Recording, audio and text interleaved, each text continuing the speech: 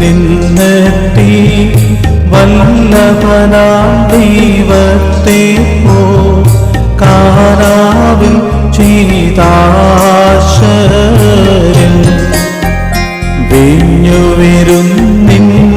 വീഞ്ഞുവിരുന്നില്ലെന്ന് മാതാ കർത്താവോടോതി നാരീ മൗനം ദീക്ഷിക്കൻ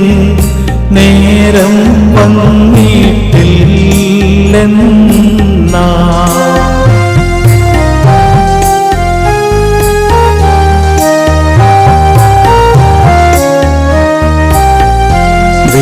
വീഞ്ഞുവിരുന്നിൽ തീർന്നപ്പോൾ കർത്താവിൻ കൽപ്പന പോലെ